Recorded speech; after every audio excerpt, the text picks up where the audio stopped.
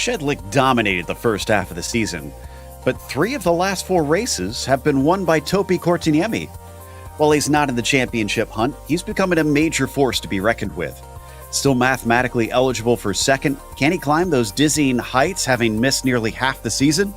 We'll find out soon as we get ready to watch round 11 of the Lotus 49 Grand Prix Legend Series. And you'll see it all live here on the Global Sim Racing channel. Hi, I'm Joe Peak, and with me in the booth is Christian Challoner. Behind the scenes is our director, Robert O'Brien, and he's using cameras provided by Dougie Beard.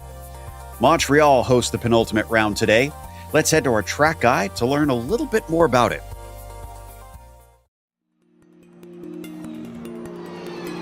Welcome to Circuit Gilles Villeneuve. Host of the Canadian Grand Prix for over 40 years, this track's popularity among fans refuses to wane. Although it has gone through a few alterations in its history, the nature of its layout has remained pretty much the same.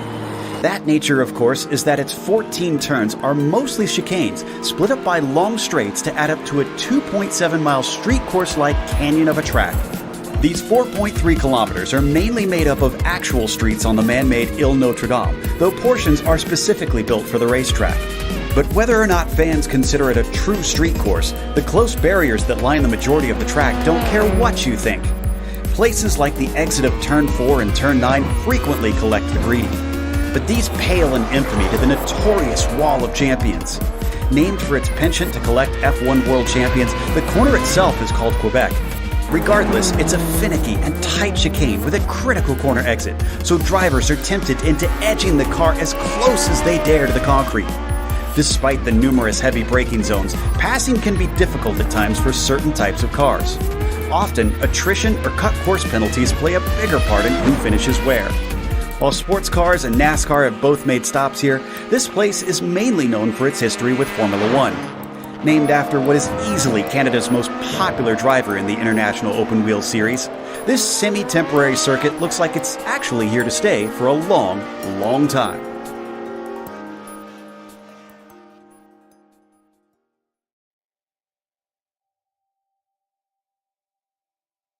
Well, Motorsport may have been the place where the actual 67 Canadian Grand Prix took place, but we've seen the Lotus 49s compete here before, Christian, so what can we expect? Well, I think the big name of the game here is definitely the chicanes and trying to figure out just how much over the curbs you can get the car without picking up any off-tracks or slow-down penalties. The car actually takes the chicanes and the curbs pretty well. It's almost an issue kind of being able to get too much, especially versus the modern cars. Turn 1 is always a big concertina at this track, so I think there's a genuine chance that we see a big pile-up in Turn 1. I hope that we don't, but otherwise, it's really going to be a game of trying to see how much you can get on the chicanes and not making those mistakes and not picking up those penalties. Well, if we take a look at the championship, the race details rather, at this point, we have one more round after this evening, and it is an open setup series as always.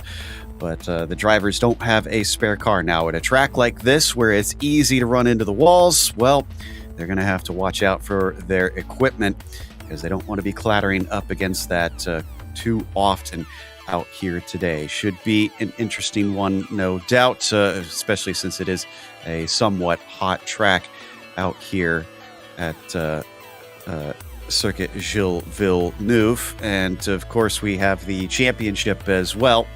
And as I mentioned, Jim Shedlick has wrapped it up at this point. I know it says 29 points. So you think, oh, well, it's 60 points per. Well, Jim has a lot of pocket points, a lot of points that he has dropped at this point. So, and they will collect up enough that he cannot be caught because of Gronkowski not having enough. And then you've got Ove Trangrade down there in third, and Xavier Sanchez back in fourth. And like I mentioned, if you go all the way down past even these top 10, you've got Topi Kortiniemi, who sits on 295 points right now without the drops. And so he will be climbing his way forward. We also have an F2 championship. And how is that working out right now? Well, to no one's surprise, Hoyer Neva still leads that championship with a significant margin over Matthew Maudsley.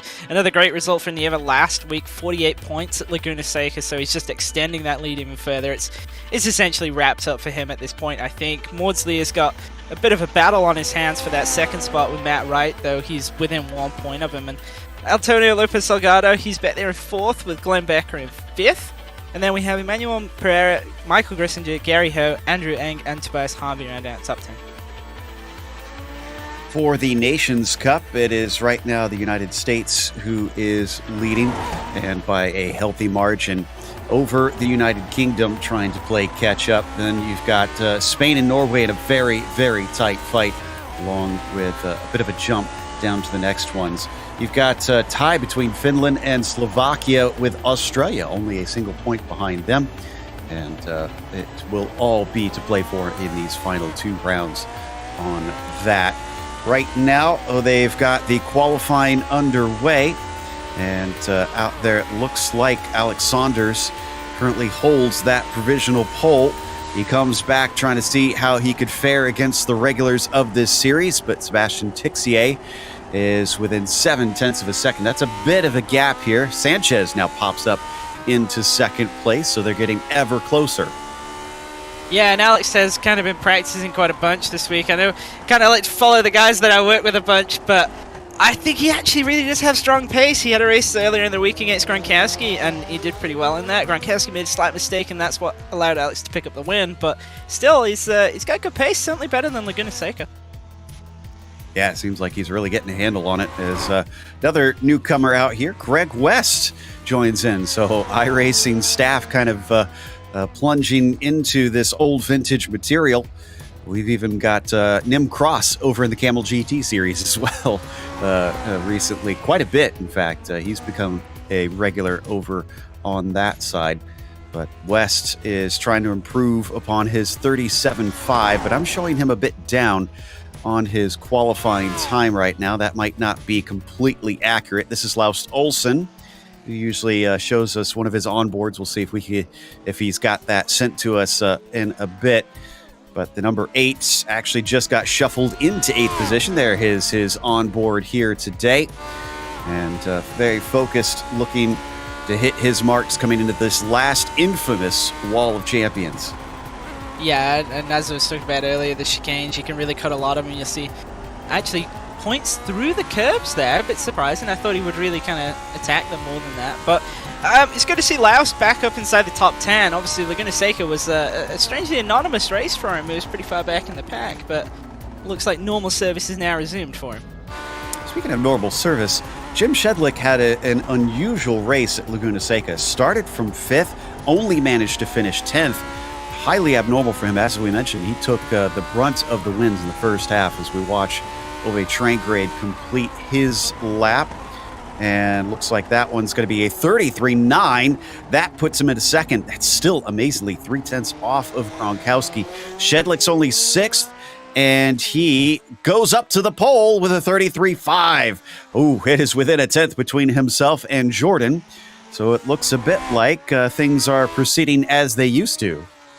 Yeah, and I think we'll see a lot of improvements on the second lap, especially if drivers get in a pretty decent time on the first time around. They're probably going to take it easy that first lap just to, get the banker time in and then push more for a bit more time and a bit more aggression with the curbs on the second lap. But it's good to see Jim back on top form. Obviously, he told us he was kind of struggling a little bit with an injury last week, and that contributed to his unusual, not slow pace, but slower than typical Jim Shedlick pace. Yeah, that's a good way of putting it. It's still pretty fast to even get qualified into the top 5s or finish in the top 10. We are missing a driver, though, as we do not have Topi Kortiniemi, who I was mentioning in the intro. So that's going to hurt his chances of potentially trying for a second position. This is Matt Wright on his second and final lap. 35.6 is a slight improvement by a few thousandths of a second, so he does not go any higher. And Alvaro Cortines goes a little bit quicker, as here is Miro Hraski now. And the number 10 has just enough time to complete that second lap, which sadly does not count for him. Seb Alexander, who's the next one, really needs to set a time because unfortunately his first one got deleted. Yeah, I got quite a few drivers who haven't got time set at the bottom of the boards. 25th on back is no time set so far, and I've got to imagine a lot of that is picking up penalties. But we've actually got a little bit of an interesting gap going on from about 11th down to 13th. You saw that Matt Wright did improve that time, but he didn't gain any positions. That's because he got a 3/10 gap to Laust Olsen, who himself's got a 2/10 gap up to Matt Maudsley. And Seb went to 15th. Don Peak, who you see crossing the line, is done with his, but looks like both of his were not counted, even though I'm seeing one on the board for him. So that's a little bit strange. It looks like our qualifying is over, and that is it. It's going to be Jim Shedlick on the pole with Jordan Gronkowski from the second position. Ove Trangrade starts from third as Sebastian Tixier is P4. You've got Alex Saunders in the fifth spot with Bill Tyler starting P6, and then Jorge Nieva in the seventh spot. Xavier Sanchez struggling a bit today. He'll start from eighth. Robert Plumley will be ninth, and John Olsen 10th. And Matt Maudsley lines up in 11th, just missing out on the top 10. Laust Olsen actually outside the top 10, starting 12th. And Matt Wright, Mira Razki lining up in 13th and 14th. Seb Alexander with that late improvement moves up to 15th. And Armin Weber moves up to 16th. Bruce Nelson, Marco Antonio Lopez Salgado actually a bit further back here in 18th today, with Will Lamb and Michael Grissinger rounding out the top 20. Not as quick as his fellow iRacing staff member. West starts from 21st. Cam Porter will be 22nd and Harnby P23. Steve Morris will start from 24th. And the last one to set a time was Alvaro Cortinez. You've got Gary Ho, Andre Bruno, Eugenio Massa, Mats Linden, Don Peak, Dante Gaetano, and Robert Reynolds. Back row Bob on back row without a time set. Looks like we just about have everybody out there. And as I mentioned, this rather warm day on the track itself, it's only 68 Fahrenheit in the air temperature, about 101 on the track surface. So it could be a bit slippery for our drivers. And we just about have everyone out. Looks like we do, as Gary Ho is the last one to put himself on the board. The lights are up as the engines start to rev in the penultimate round, and the green flag is out. Coming off the line, our pole sitter goes nowhere. Gronkowski is heading down to the first corner in the lead ahead of Ove Trangrade. And where does our pole sitter wind up? Sixth place, it looks like, as they finally slot into the Senna S. Yeah, that was an awful start for Jim Shedlick, and one of those tracks where a good getaway is so imperative, it's going to be really difficult for him to recover this loss. Looks like we had a bit of an accident at the start. Mats Linden ran into somebody, and a few drivers collecting each other before they even reached the starting line. But coming through turn 6, it is Gronkowski, Trangrade, Tixier, your top three. Saunders is up to 5th. And looks like Niev has gained a few spots himself. Problem for Matt Maudsley. He's going to fall a little bit backwards. We'll check on that in a fair bit here. But it's been somewhat messy. And it looks like, sadly, we've lost Greg West as well. Yeah, the chicanes are kind of all being a big concertina. We've got another one happening at third here. Just everybody getting a little bit too deep in it. Looked like Ove too deep into the hairpin there as well. Somehow get out the other side, and Gronkowski's really putting the distance on them. Trangrade under threat from Tixier, who we ride on board with now, coming along the rowing lake on the Casino Straight. He's on the inside, down into the Wall of Champion chicane, and he's going to be able to outbrake him, but behind, here comes Alex Saunders. Great exit by the number one machine, and there he goes, up into the podium already from 5th on the grid. Yeah, and I'm shocked that Ove looked like he was braking really late, and actually later than Tixier initially. Tixier just released the brake pedal and was able to roll into the corner, didn't miss the chicane, and I just don't think that Ove was really expecting it. And it worked out beautifully for the number 6, now into second place. Again, this is working out fantastically for Gronkowski. He is already 2.2 seconds away from everybody else. And Shedlick has managed to get back into 5th, but he's got a lot of cars to pass. If he's got better speed than Gronkowski, he needs to make some overtakes. Yeah, and he did make quite a robust pass on Nieva, but I don't think Nieva really wanted to fight with Jim. Jim just trying to recover as many positions as he can because he's already 3.5 seconds off the lead. down into turns 8 and 9, heading towards Lepingle now. Looks like Shedlick's quite close. And there you can see a bit of the gap as our leader flashed by. Maybe you'll see him exit out of the corner as well. And yep, there he goes, as the rest of them all run in a line. Now we should see a little bit of a tow, not quite like modern Formula One cars with those huge wings, but let's see how powerful it is. Yeah, it's still pretty good, especially if you get a close exit out of the hairpin. You should be able to pull alongside and get a pass into the final chicane. We've seen that it's possible on the first lap, but, you know, it is a risky move. Nobody able to make that pass this time. As we were riding on board with Shedlick, we watch him head down into the Senate S, as behind them, Bill Tyler under threat from Robert Plumley. Plumley not able to make the move, though. This is for the 7th position. Tyler down 1, Plumley already up 1. Yeah, you see Bill not really going too defensive so far, but he has dropped a little bit away from Nieva, so that's going to hurt him on the straightaways. He's not going to get that tow, whereas obviously Plumley is right behind him. He's going to have a great opportunity to get the pass done out of the hairpin. See Shedlick actually looking to the inside of Ove there. Wasn't able to pull it off. He's checked both of them up in a big way, and Saunders has been able to escape. Yeah, that got very tight between the pair of them. There you see it now, and here's another look from Jim Shedlick, but then he backs out of it. One thing I think that isn't always as apparent in more modern cars, there's a lot of curved braking zones at this place. Yeah, and that's one of the trickier aspects of the 49 is nailing those curved braking zones, especially down into the hairpin. It's difficult in modern cars, but it's actually really difficult in the 49. If you have the opportunity, you really want to try and straighten it out, but obviously that's, you know, not the easiest of things to do in a car that isn't particularly fond of going in a perfectly straight line at the best of times. It's a good exit from Shedlick, but an even better one from Ove as they head for the brakes down into the final chicane once again, and still not able to get close enough to him. But they are leaving behind Jorge Nieva, who doesn't seem to have the pace to hold on to the back of them. Even still, this is hurting Shedlick's opportunities to try and chase down Gronkowski again. If he's got hidden pace being held up behind these drivers, then he's not able to unleash it, and the more gap that Jordan is able to extend, the easier it will be for him to try and take this one home. Yeah, and I don't think that Tixier is slow by any means, but we are starting to get a bit of a stack up behind him, and I think that Gronkowski's pace is just really, really strong. And the draft is keeping the rest of the top 5 together here.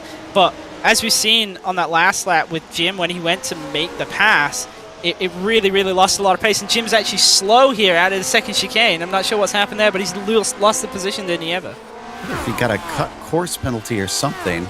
I'm trying to see. And, yeah, I'm not seeing anything through that chicane itself. Could have been potentially one a little bit earlier. Yeah, I think he took the 3-4 chicane a little too tightly, and that is what forced him to give up the spot to Jorge's. Now we watch with Laust Olsen, a little bit behind all of them. He's got Sanchez in front of him. Laust has gained 2 positions since the start, looking for more.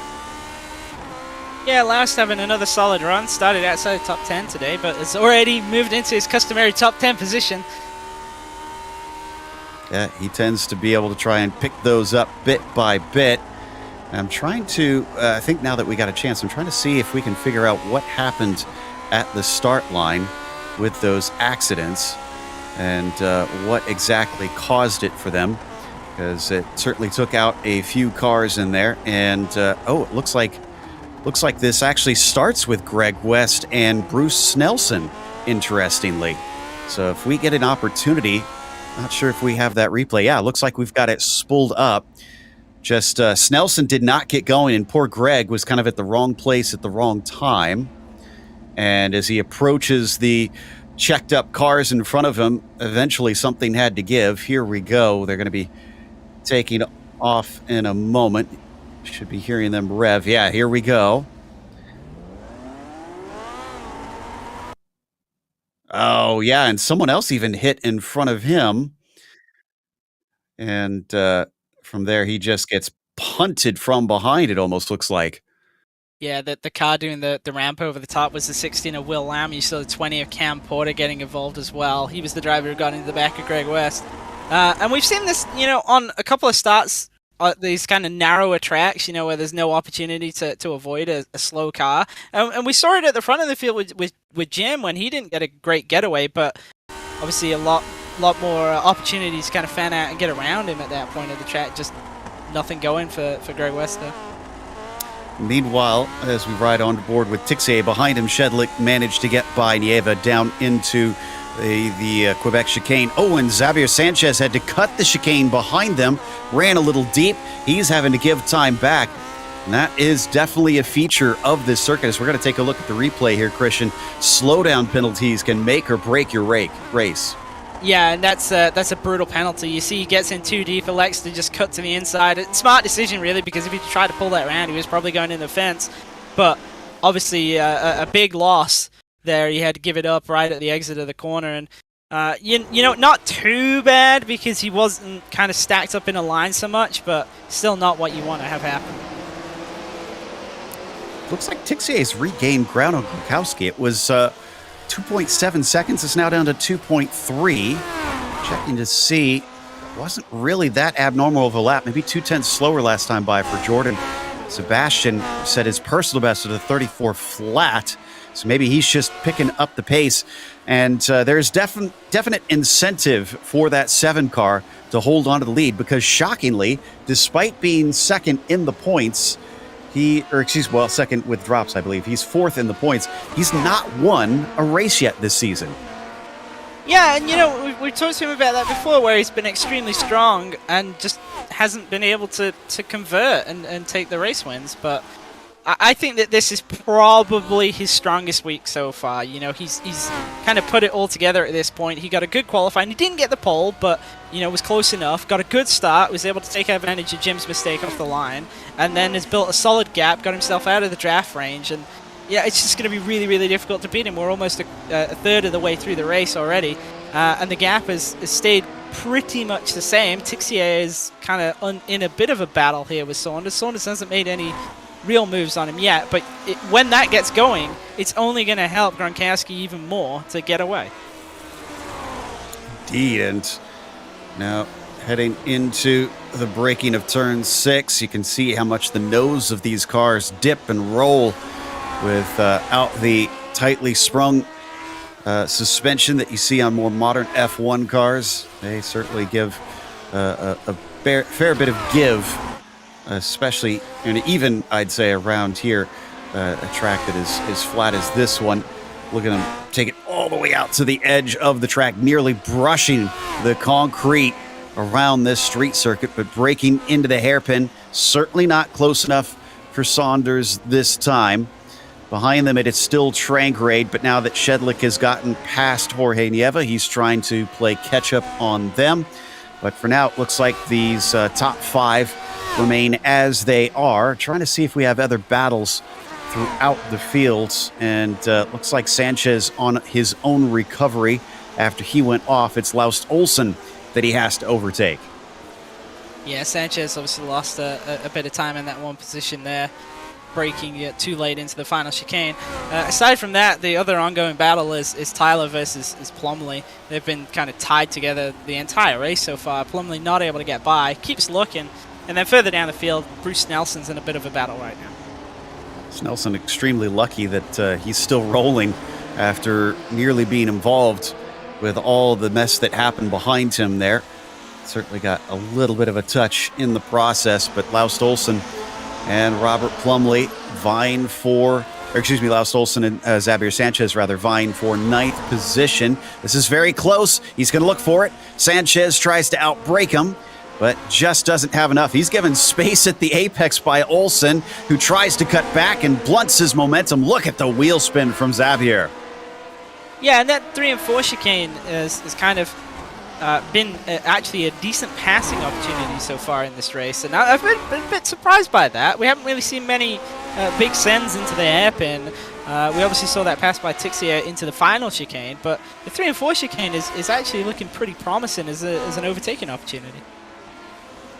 Indeed, and as they go through Lepingle, You could see at the top of the screen there briefly that Plumlee is getting close to Tyler. And in fact, we're going to hop on board with Sanchez now, flying onto the long stretch. This used to actually be a series of S's itself. Little look to the inside.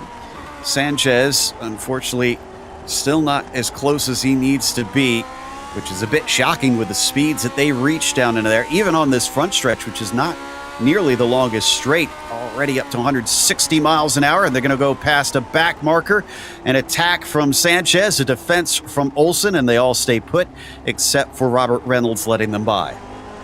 Yeah, Olsen a little bit deep into 2 there, but obviously nothing going. And it looks like we've got a bit of a check up in the final chicane right now around Tobias Harvey. I'm not sure what's going on there. Yeah, it's got him and Gary Ho in there. It looks like Armin Weber, Bruce Snelson. We're going to take a look at the replay, see if maybe somebody had an off or there was a failed pass attempt. This is onboard Snelson. It looks like it happens behind him. Yeah, just everybody just goes slow, and there might have been some contact between Harvey and Ho. There's the action right there. Ooh, really taking a lot of curb. That was brave. Yeah, that could have very easily ended in disaster, but fortunately everybody able to pick their way through there. And it looks like Sanchez managed to get by Olsen. We've got the replay here, and this happened along the backstretch. Finally gets the launch he was looking for. And this is one of those braking zones that has that little bit of a curve in it you can see until finally they get into 8 and 9, and that is the spot for Sanchez. Something has happened to Seb Alexander. I think, he had a spin in Lapingle as we come back live to Plumlee there. And now back on his feet. That's Alexander going by Maudsley. And did Seb lose his nose earlier? Trying to see if that was from this recent spin. Well, he certainly has some pretty significant nose damage on the car if it wasn't from the most recent incident. It was. Yeah, Maudsley clipped him, and unfortunately, it damaged his suspension. This is a bit strange, to be honest. There's the spin, and he's going to unfortunately come to a halt right next to him. Oh, yeah.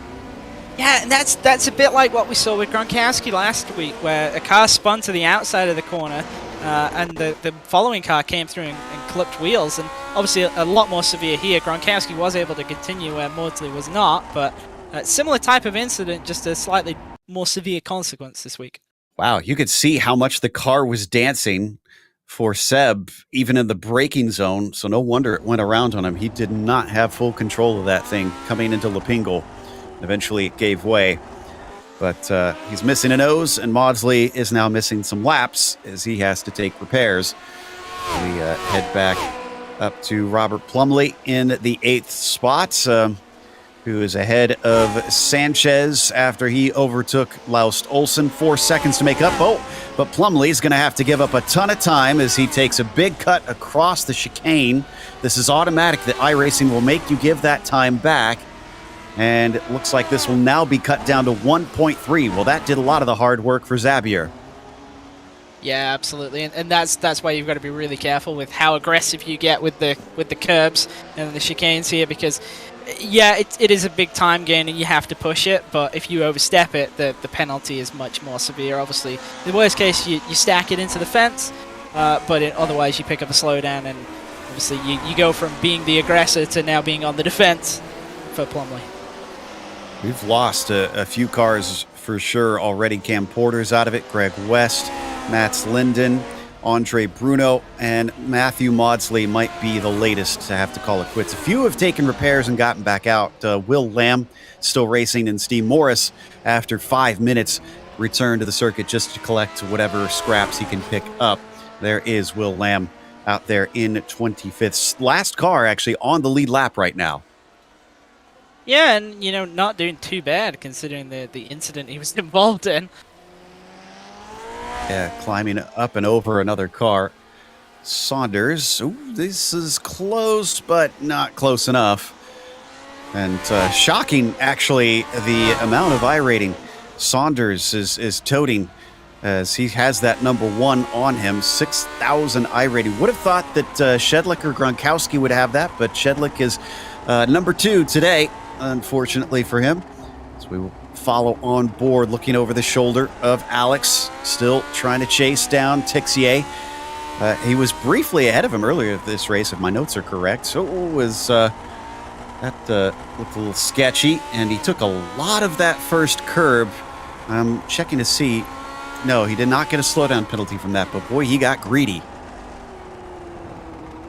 Yeah, we see up ahead, Gronkowski is just losing more and more time with these lap cars here. The gap has come down progressively. It was 2.5 seconds, then dropped to 1.8. He's just lost another 0.6 of a second there in that one chicane alone. I don't know that... Oh, Alex with a big hit to the right side. Oh, and was that... That, unfortunately, was Dante, the lapped car.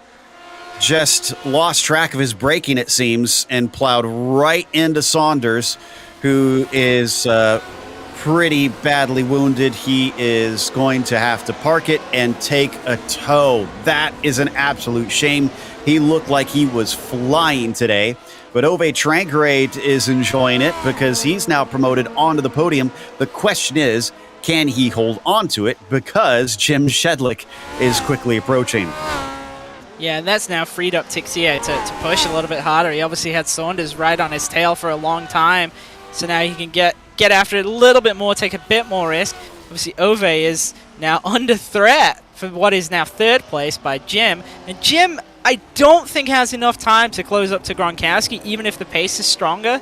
He just hasn't got that gap down. It was about 5.7. It's still 4.4. But certainly it looks like he could get at least as high as 3rd, maybe even 2nd.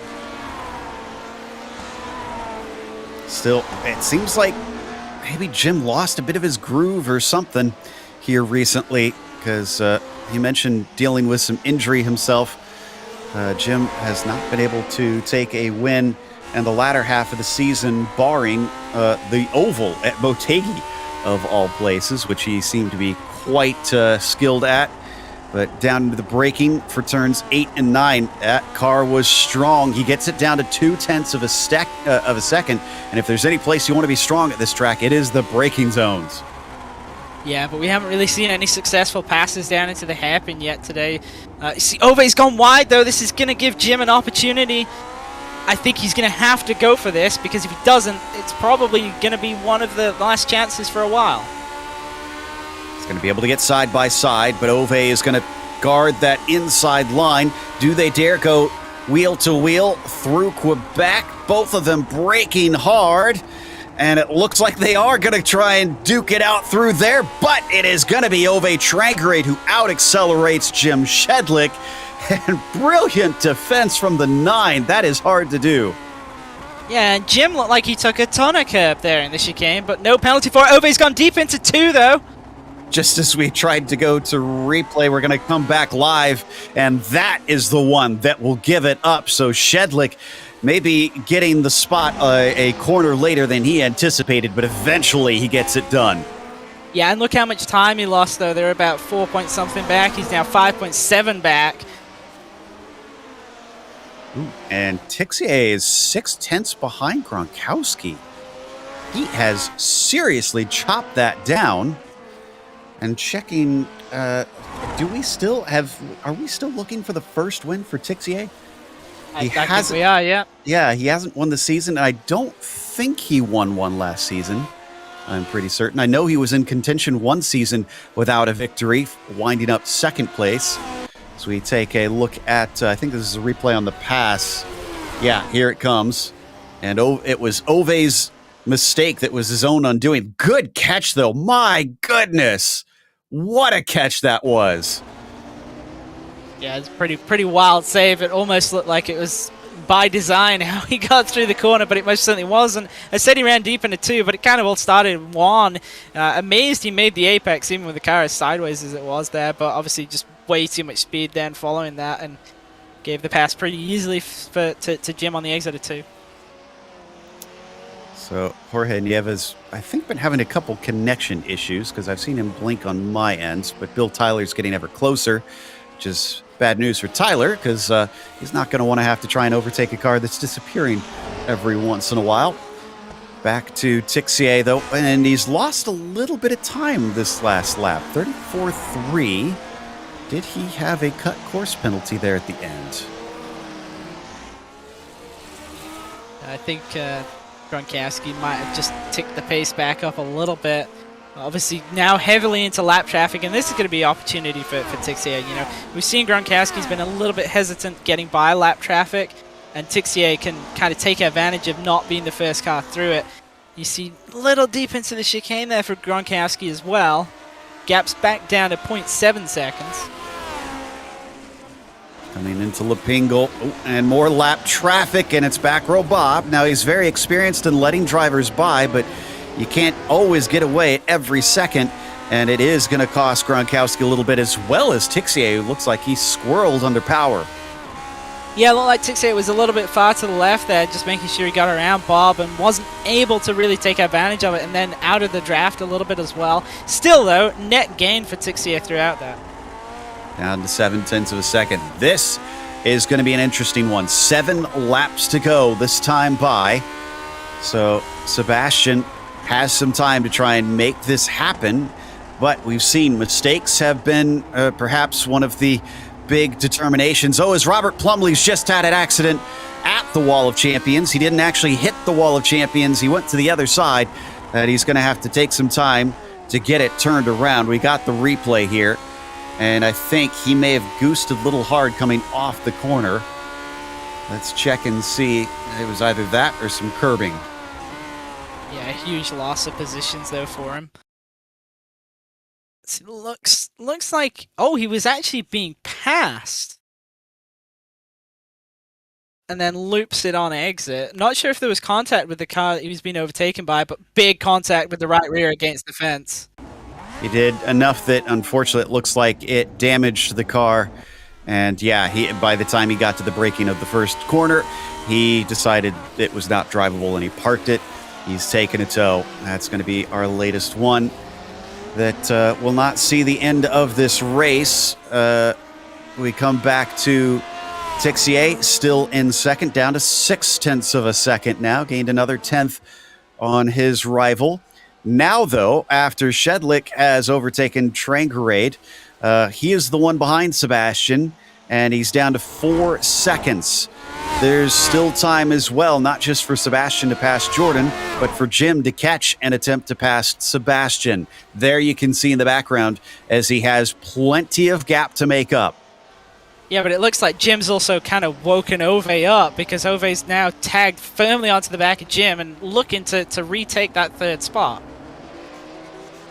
Certainly is, and maybe he could ride his coattails a little bit, even if he is not able to make that overtake and be in contention for that podium, especially if he starts to battle with Sebastian, heading down into the braking of turn 6. Another very difficult one to try to get that car back to the racing line. And you can see how much these cars dance over even these little curbs and under power as he tries to get the throttle down. Shedlick is on the move. Look at the tail wag as he tries to get the throttle on. Yeah, and you just got to be really careful, especially on these curved exits. There's just so much to be lost. And we actually had a tight battle between Nieva and Tyler for 5th, but something happened to Nieva. He's dropped behind now, and he's in the clutches of Sanchez. Oh, and Ove's just half spun at the hairpin. He hasn't lost the position, but lost significant time to Jim. Just a little too deep, and has to cut through the grass a bit, and that's going to do it. We're going to take another look at it here. Let's see, does it start early? Let's watch the wheel. Just got caught out maybe a bit by slowing Jim, and couldn't get control of the car in time. Took the self route and gave it up in the meantime. Meanwhile, I don't think Gronkowski is going to be selfless here. He wants to take that first win, but so does Sebastian Tixier. Now, unfortunately for them, if they start fighting, Jim Shedlick is going to get closer a lot quicker, and that could mean we don't have a new winner, as something's happened to Nieva and Sanchez. Both are out no. into turn one. Both of them having decent races today, and I think the blinking might have something to do with it. Well, maybe not. Just a little bit of a mistake from Nieva. Sanchez, don't know if he could see him at the time, but on our screens, both are showing, and he could not get it woed up after that little mistake. Yeah, that has got to be disconcerting in itself right there. And then here's the incident. Yeah, Nieva looked like he missed the apex and then really kind of stopped the car. But I'm not sure if Sanchez wasn't going in too deep as well. And both of them just came together, and it looks like significant damage on both cars. Yeah, it is. I'm glad you said something, because that was my thought when I saw that on board as well, that it just looked like he was not slowing as much as he should have been. We might know a little later if we get to chat with him, but for now, it'll have to remain a mystery. But it is also a mystery whether or not it is going to be Jordan or Sebastian or Jim that wins this race. And it might sound like a long shot as you look back, and there is only 4 laps to go now. But Jim is now freed up to run his own pace. His quickest lap, a 33.6 this last time by. 33.8 is Jordan's fastest lap, and a 33.6 is Sebastian's fastest. Yeah, I just think Jim's too far back unless these two get side by side for, multiple laps. And we've got to expect that Tixier is going to try a move, but he was very, very close to the last lap and wasn't able to pull it off. And now looks like he's losing a bit of time this lap. He's actually dropped to a second behind now. Oh, that to me smacks of having some kind of slowdown penalty. And yeah, he cut a lot of the first curb in 3 and 4. I think he was given a bit of a slowdown and had to give it back. And unfortunately, that might cost him the race. He's got to hope for a mistake or just some great pace to catch back that time as they come into Lepingle. Look at Gronkowski really trying to square it off now. He wants to try and break as much slipstream as he can to shake Sebastian Tixier in these last laps. Yeah, I don't think he's going to be able to shake him, so to speak, but it's certainly going to make any passing opportunities for Tixier more difficult now. He's still in the draft, obviously, but he's significantly further back, and he's going to take at least a lap, maybe 2 laps to get this closed back up. Shedlick down to 2.9 seconds. It's still closing, but that's not going to be enough. He's going to have to creep much faster behind them all. It's still about 3 seconds to Ove Trangrade off the podium. I'm sure he'd love a battle to ensue. Maybe get in there. They have some issues as more lap traffic causes all kinds of woes. Actually, this is Weber coming down into the hairpin, so that's not lap traffic. This is a completely different battle that we've switched to here. This is Grissinger trying to keep Gary Ho off of him, and then Armin is back there in 15th as well, though he has a poor exit off of the hairpin. Ho does not, and Michael Grissinger is going to have to play a little defense.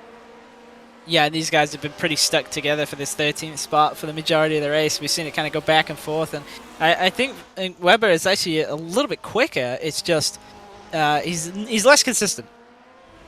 Ho's actually tied for hard charger right now. He's up 12 positions. Don Peak is tied with him at 18th, also up 12 spots from 30th. Not too shabby out of them. Of course, a few positions were inherited after the incidents at the start, and somebody's slow letting them through. That's back row Bob, just staying out of the way. Yeah, I think Bob just had his own moment there at turn 1. There was a lot of smoke. Well, thankfully, he's still running. And he's actually going to do not too bad today. He's 11 spots up, so persistence pays off as we go side by side down into the corner. Ho attempting to try and overtake on Grissinger, and that opens him up to attack as well, as Weber is now looking inside of both of them. In fact, he's going to be able to get the overlap as they come into the braking of turn 8, and he is through. Yeah, a little bit about... Oh, he's going to get both of them. Wow. Shakes him off the line, and Grissinger unfortunately makes a mistake. In fact, he's going to lose 2 positions. Gary Ho finally gets the spot he was looking for, putting him back to where he was. Maybe side by side down through the hairpin. No, it looks like he is going to get that done. So Gary Ho back into 14th. And we have about a lap and a half to go. It's come down to 0.8 of a second between Gronkowski and Tixier. But surprisingly, Shedlick seems to be lacking pace here at the end. He's grown back up to 3.2 seconds. So my predictions may be a little overblown. And the 2 does not have speed as the 21 has to catch the car. Yeah, huge moment into the chicane there. Looked like he just got in too deep and had to gather it up at exit. I think for Tixier, it's going to come down to lap traffic, giving him the opportunity. I don't think Jim is necessarily slow. I just think that the gap is too large and the pace differential between the top 3 is too small to allow him to make any significant inroads. Coming down through the final chicane, past the wall of champions. Gronkowski gets the white flag, 1 to go. This is going to be nerve-wracking. It's looking like we're going to get a new winner this time, and Gronkowski goes a little bit deep. Is he feeling the nerves now? This cuts it down to 0.4 of a second. It's getting ever closer. If Tixier gets within 0.2 of a second, that's attacking range. Yeah, absolutely, and I do think lap traffic is going to play a part in this. Maybe Tixier can use it as a pick to make the pass on Gronkowski, but I think Tixier has to go for a move into the hairpin if he's even remotely close enough. He has to do something to slow Gronkowski's exit out of there so that even if he doesn't pull the move in the hairpin, he's able to, have another attack into the final chicane. Oh, but Gronkowski, once again, losing a little time. I think that was more a poor exit than a slowdown penalty this time. And he is going to lose a little bit. That's Cortinez. Is he going to be able to stay out of the way? Yes, he pulls off to the side, out of the racing line. So Gronkowski is through. Tixier is through. We've got a straight fight to the end. Coming around the hairpin. They need a good exit here, but it's not over after that. Both of them trying to square it off as much as possible. Oh, and spinning up the tires. Tixier lays rubber, and that is going to hurt him. It's almost up to a second now. All Jordan has to do is be smooth past the wall of champions. Yeah, I think Tixier is pretty upset with himself after that when you see him weaving down the straightaway. So Jordan Gronkowski, a season of trying, and eventually it came his way with a victory here in Canada as Tixier has to settle for second, and Jim Shedlick makes a recovery for an unfortunate third here today. Looks like Trangerade is able to get his 4th position. Olsen is chasing Sanchez as Tyler is going to get a top 5. John is just about to the number 8, but he's going to run out of time. So Zabier actually finishes exactly where he started, even after getting into trouble out there today. And behind that, Gary Ho's still chasing on Weber. They've dropped Michael Grissinger. So clearly the 23 was the plug in the spigot. And it looks like our Weber is going to have to play some defense. Gary Ho, can he make it 13 up and break the tie for hardest charger? He's definitely looking for it. I think he's going to be forced to go to the outside here, though he is. Weber's going to have to nail the braking zone, but it's going to be more difficult for Ho on the outside. And down into there, he could maybe try to out-accelerate him. No, great defense from Weber. That's going to give him 13th position. That was a beautiful move there from the 13 to keep that off. And these wins mean something to these drivers. Gronkowski is over the moon in the text chat. We'll have to chat with him in a bit, which we will do here in a moment. We've got the official results as well as driver interviews coming your way, so stick around.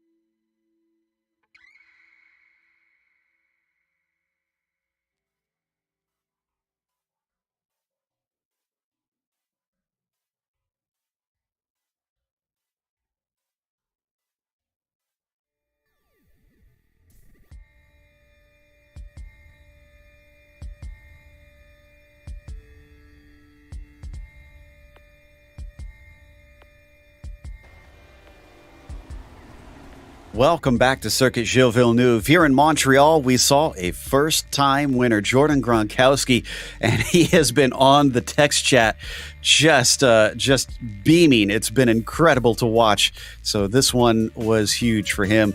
He was put under pressure by Sebastian Tixier, who could not shake him, and wound up second as Jim Shedlick, who started on pole, couldn't get it off the line, fell all the way down to 5th and 6th, and eventually got his way back to 3rd, but didn't have the pace to catch Jordan this time. Looks like Ove Trangrade was 4th as Bill Tyler finished P5. Laust Olsen from 12th to 6th was done even better by Miro Hraski from 14th to 7th. Xavier Sanchez finished 8th. It was John Olsen who finished 9th, and Matt Wright worked his way to a quiet 10th. And just missing out of top 10 in 11th, Marco Antonio Lopez Salgado. A nice rise from 18th up to 11th for him. Seb Alexander, +3 as well, 15th to 12th. Armin Weber, we saw have a great defense at the end of the race there against Gary Ho. He comes home 3 spots up in 13th, but Gary Ho himself up 12 from 26th to 14th after not setting a qualifying time. A great run by him. Michael Grissinger, 20th to 15th as well. Tobias Harvey, 23rd to 16th. Bruce Nelson, unfortunately, the driver who goes 17th to 17th. And then Don Peak, +12 as well. Last driver on the lead lap in 18th, with Alvaro G. Cortines in 19th, +6. And Will Lamb, unfortunately, -1, finishing 20th. Back row Bob was not on the back row at the end. He finished 21st with Jorge Nieva, unfortunately DNFing today in the end. Steve Morris as well. Robert Plumley didn't get to the finish. Everybody from here on down were mostly DNFs. I think there might have been 1 or 2 that were able to crawl to the finish after taking extensive repairs. And we do have our winner ready to talk to us. And based on what we've been seeing, Jordan, it sounds like this win meant a lot to you. Oh, no. It looks like... Oh, we lost Jordan for... There we go. We got Jordan back. I was saying, Jordan, it looks like this meant a lot with you. We heard a little bit of a start, and he has unfortunately left us. Well, maybe he's having some technical issues. We'll see if we can chat with him in a bit. I think Christian, in the meantime, has our 3rd place finisher, Jim Shedlick, who seems to struggle off the line here in Canada. Yeah, Jim, it was a return to form in terms of ultimate pace. You looked like you were one of, if not the quickest drivers out there today in race pace. And obviously qualifying started off really, really well with the pole.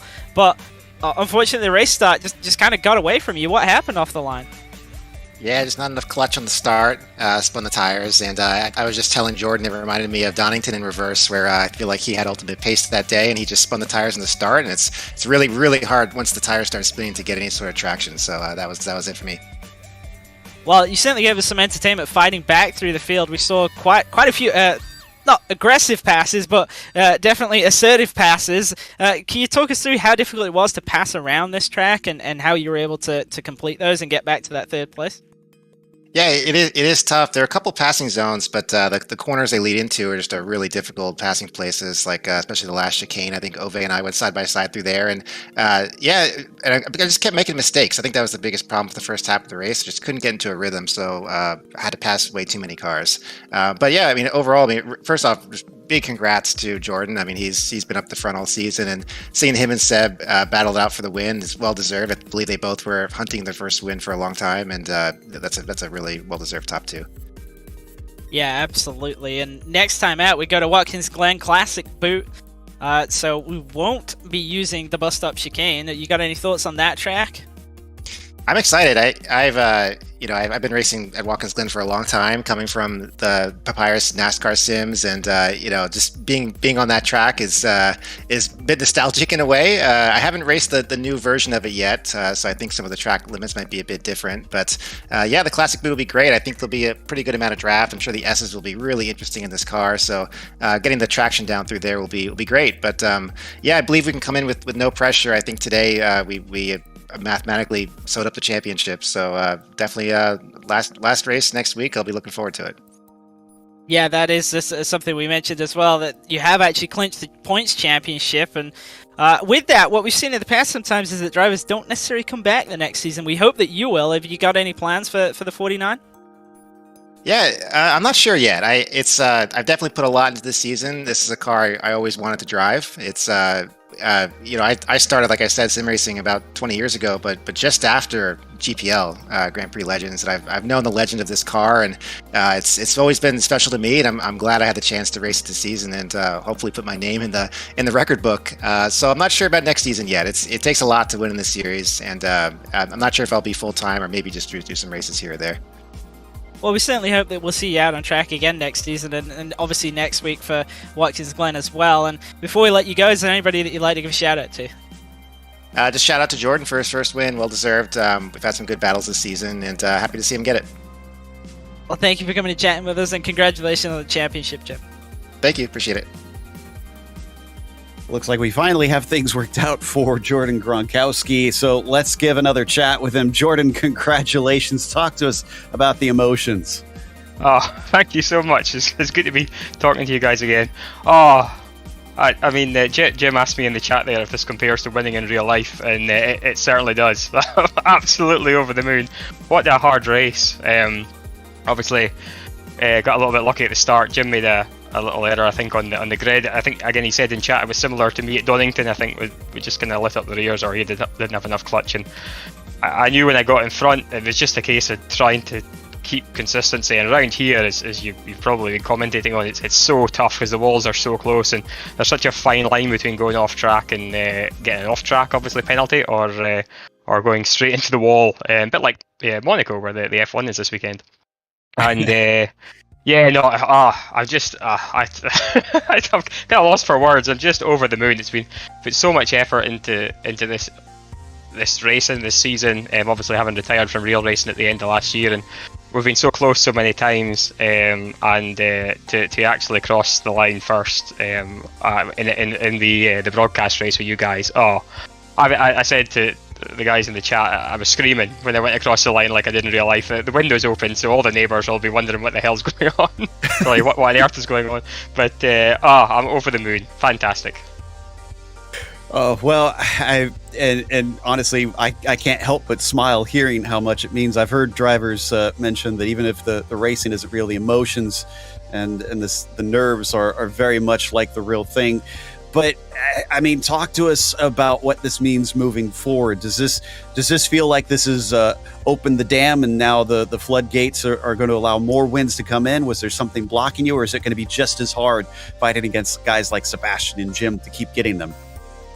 I'd love to say that the floodgates will now open, but no, I don't think so. I don't think I drove any differently today. The only difference really in the last couple of races, maybe probably since Hockenheim actually, has been a little bit of insight into if something's just clicked with how I need to set especially the differential in this car. The way to set the car up is totally different from what we're used to in modern cars. Things are so soft, and the differential is so powerful, and just the way to drive it. And I think it was with Topi that obviously won at he's won a few races, but when he won at Hockenheim, I think he was miles up the road. And I said to him after the race, what are you doing differently? I can't see where these extra time's going. And he obviously was very fair to share his setup with everyone. So I look at that, and whilst I couldn't drive his setup the speed that he drove it, it gave me a kind of opened my eyes a little bit as to what you can do with the car. And so yeah, but no, I don't think the floodgates are going to open in any stretch by any means. It was so tough out there. The guys are so quick. Jim, Seb today, what a massive congrats to him. He put me under so much pressure the whole race.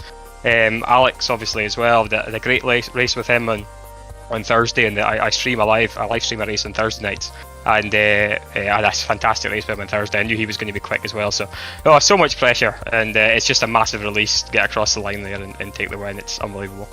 It was impressive seeing you deal with that pressure from behind all race long.